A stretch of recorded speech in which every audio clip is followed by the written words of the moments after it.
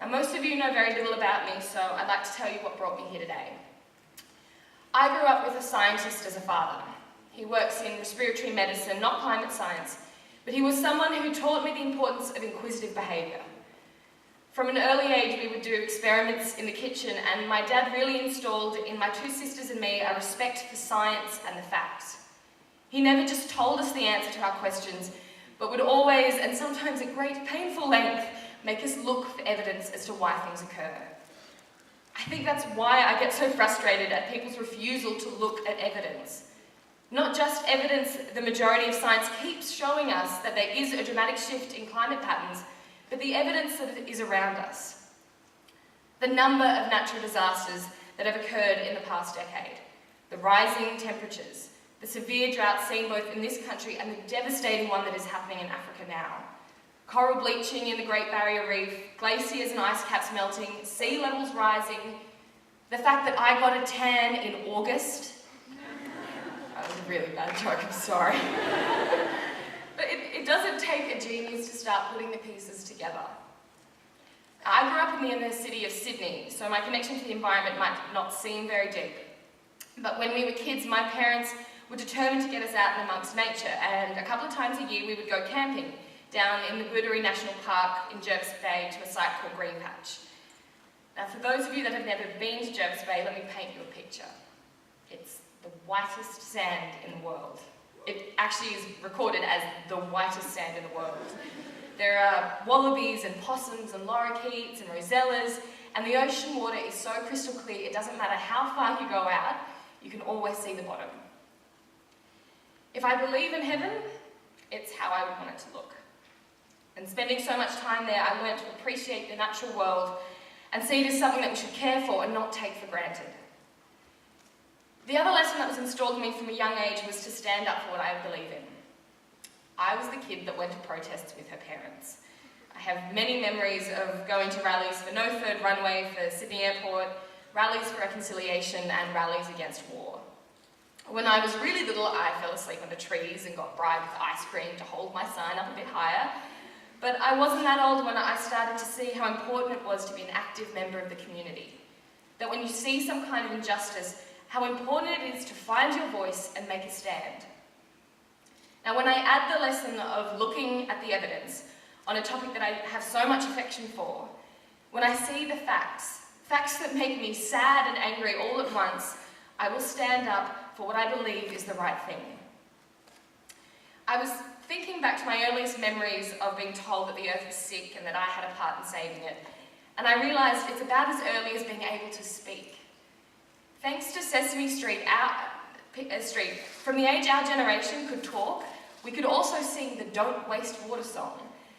The tapes that I listened to as a 4-year-old were John Spencer's Feathers, Fur and Fins and Peter Coombs's Juicy Juicy Green Grass, which is about a starving sheep hoping the dry weather will let up. I'm pretty sure that if I started singing the Captain Planet theme song, most of you would join in. We'll do it later, okay? But we were told that the planet needed our help as children. Television shows like Captain Planet and Widget the World Watcher all centred around the premise that there were greedy adults out there looting and polluting, and the youth, or a purple-green alien, had to harness their strengths and save the world. I imagine most of you still remember the lyrics to this song that was in an ad campaign. You've got to do the right thing, it's your obligation, and your planet will thank you for your cooperation. Now that is the message I grew up with. And that was all before I even went to a school. And I'm not sure what your primary schools were like, but at mine we built gardens to teach us about ecosystems, and we all participated in Clean Up Australia Day. I have quite disgusting and vivid memories of cleaning the Cooks River in Marrickville, which is where I grew up. And I remember being told that what was once probably the most polluted river in Sydney was slowly coming back to life thanks to the efforts of people like us.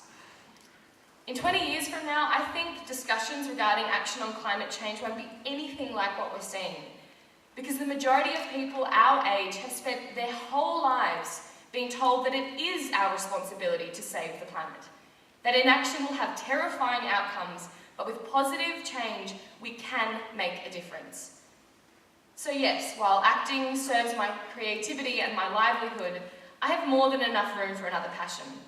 and I will use whatever power or whatever avenue I have to make the slightest change. I think all of us need to look at our strengths and see how they best serve the task ahead. While graphs and statistics are not my strong suit, acting is, and I have to say I have seen some top-notch performances in recent months surrounding the carbon tax debate.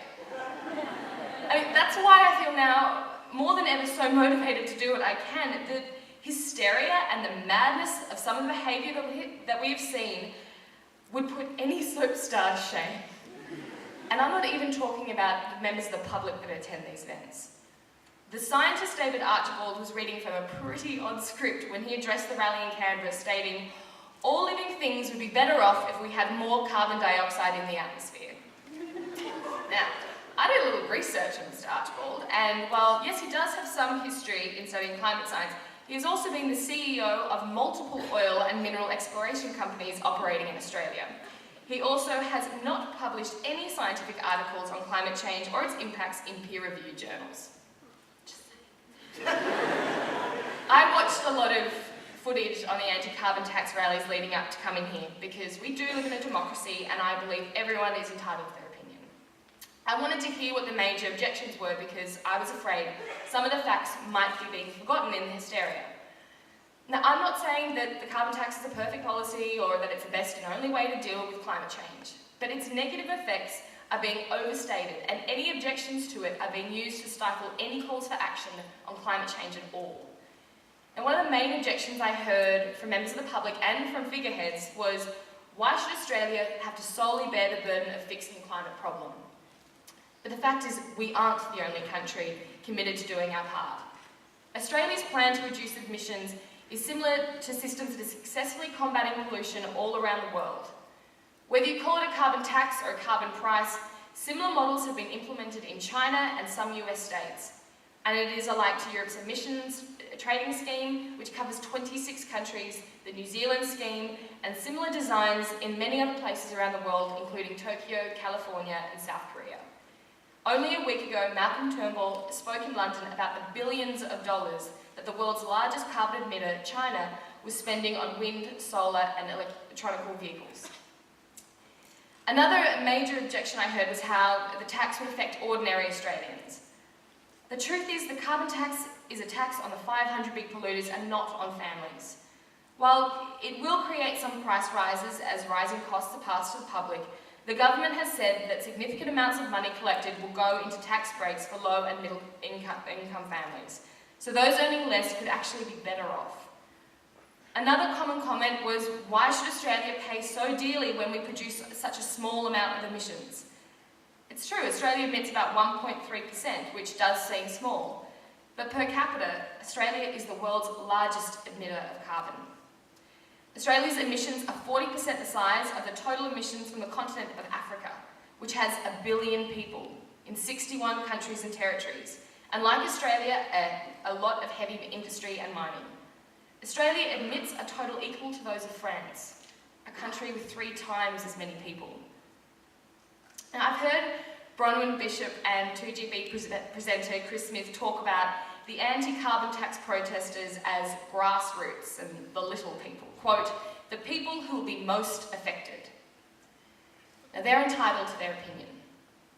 But in my opinion, the people who are most likely to be affected are young people, like us, who will have to deal with the consequences of climate change as they come to bear. When I look around this room, I see plenty of little people, the youngest people to weigh in on this topic. This organisation has to be the very definition of a grassroots fight, and young people are, without argument, the people who will be most affected by action or inaction made on climate change. It is us that will be left to deal with the consequences of the actions taken by an older generation. With over 65,000 members of the AYCC and many of you here representing us, I'd say that we, the little people, in huge numbers support the changes the government are willing to make. And that is why I'm here today, despite the slight fear that some shock jock or politician is going to come out and bop me on the head for speaking up. This is a really important issue, and we all need to make our voices heard to encourage change. The political squabbling needs to stop, and we need action now. Even someone who barely graduated Summer Bay High, surely the most dysfunctional place on earth, can see that. Now, like Ellen, and as an actor, I often turn to the great writers for words of inspiration, and I would like to leave you with my favourite passage from what I consider to be one of the greatest and most influential texts in drama that will ever be seen on our screens. We are the Planeteers, and you can be one too, because saving our planet is the thing to do. Looting and polluting is not the way. Hear what Captain Planet has to say. The power is yours.